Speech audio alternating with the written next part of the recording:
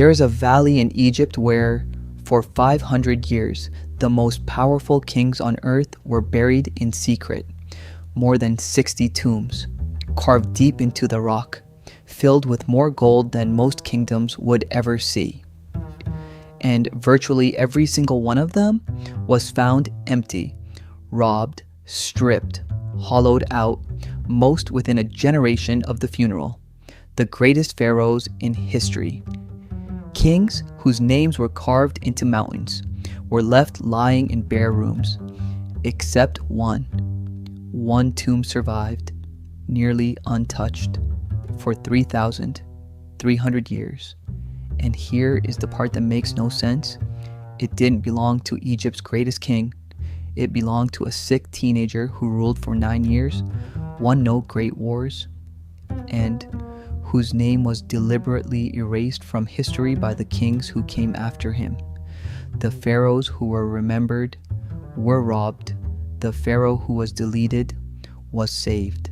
This is the story of what we actually know about the tomb of Tutankhamun, what we don't, and the sealed wall inside it that scientists are still arguing about to this day.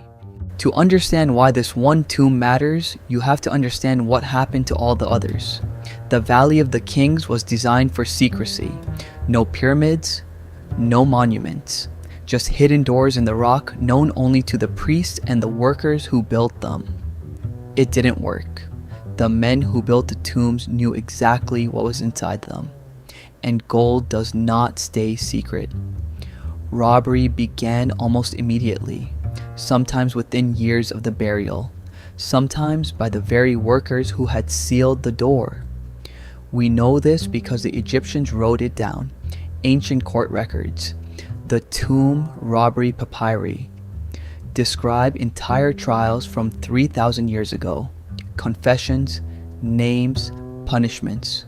One robber confessed. We opened their coffins and we took the gold. The state fought back. Guards were posted. Tombs were hidden deeper.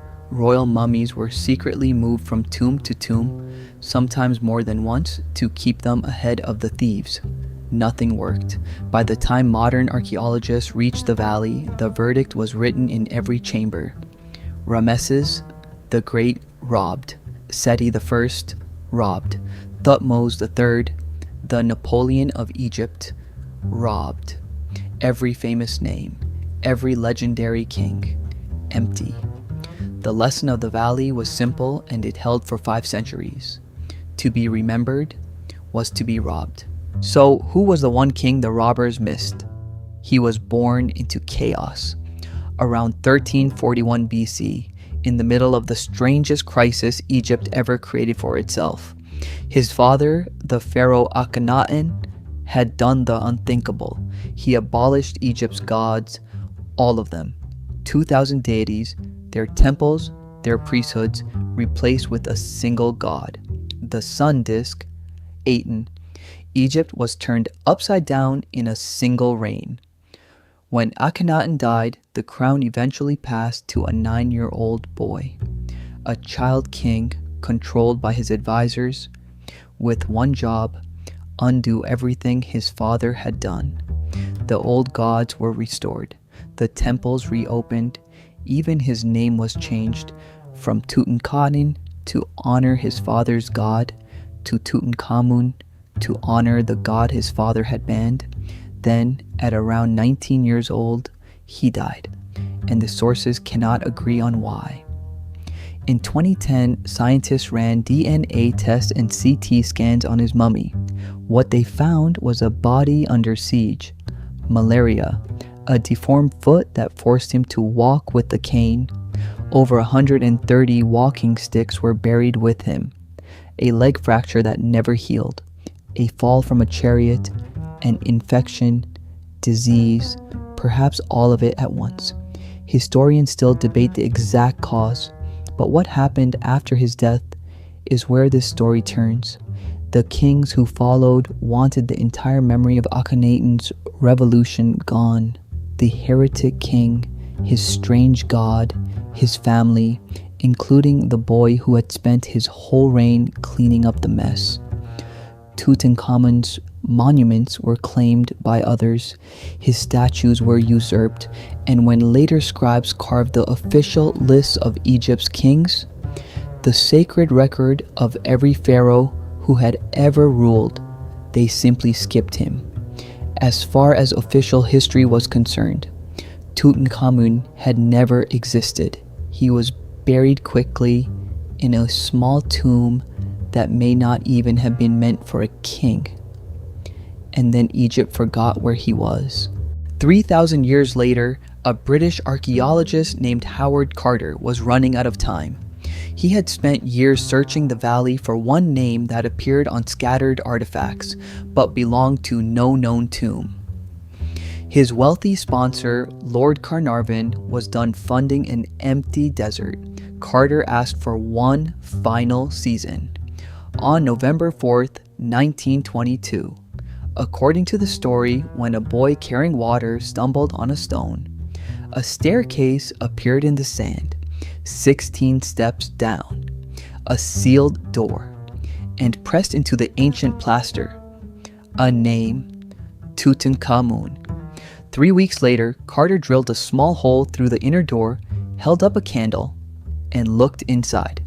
Behind him, Carnarvon asked, "Can you see anything?" Carter's answer became the most famous sentence in archaeology. "Yes, wonderful things. 5,398 objects, golden chariots, a solid gold coffin, and resting on the mummy itself, a 10-kilogram death mask that would become the most recognizable artifact on Earth." It took Carter 10 years just to catalog it all, but within months, the world's newspapers were writing about something else.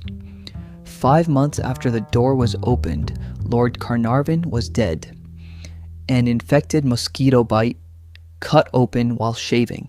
Legend says that at the moment he died, the lights of Cairo went out. And back in England, his dog howled once and died. The papers had their story. The curse of the pharaoh. More deaths were counted. Panic sold copies on 3 continents. Here is what the numbers actually say. Decades later, researchers tracked everyone present when the tomb and sarcophagus were opened. Of the dozens of people in those chambers, only a handful died in the years that followed. No more than chance would predict. And Howard Carter, the man who opened every door, who touched more of the tomb than anyone alive, lived another 17 years and died quietly in his bed. The curse was a newspaper invention, but the real mystery of this tomb was never the curse. The real mystery is the question almost nobody asks. Why was this the only tomb the robbers never emptied? They came at least twice within years of the burial. The outer rooms show ancient break-ins, hastily resealed by guards, and then nothing for 33 centuries. Here is what the evidence suggests. Flash floods swept the valley and buried the tomb's entrance under meters of rock and debris. Later, workmen building the tomb of another pharaoh directly above built their huts on top of it, with no idea what lay beneath their floors. And because Tutankhamun had been erased from the king list, because no record said he existed, no one ever came looking. Think about what that means. The erasure that was meant to destroy him is the only reason he survived. Every king who was remembered was found and emptied and scattered. The king who was deleted slept untouched beneath the robbers' feet until the one century in human history that would treasure him instead of melting him down. His enemies tried to remove him from time. Instead, they hid him from every thief in history and made him immortal. And the tomb may not be finished with us yet. In 2015, an Egyptologist studying high-resolution scans of the burial chamber made a startling claim. Beneath the painted plaster of the north wall, He believed he could see the outline of another doorway, a hidden chamber, perhaps a corridor, perhaps, he argued, the undiscovered tomb of Queen Nefertiti herself. Radar scans in 2016 seemed to find hidden voids. A later survey found nothing. Then, in 2020, another team detected an unexplained space, just meters from the burial chamber. 3 scans, 3 answers. The wall is painted with priceless 3,000-year-old art. No one is allowed to drill through it, so no one knows. Today, Tutankhamun's treasures fill their own wing of the Grand Egyptian Museum. Millions of people a year stand in front of the golden mask of a teenager whose own kingdom tried to forget him. Every great pharaoh of the valley is remembered by an empty room. The deleted king is remembered by everything.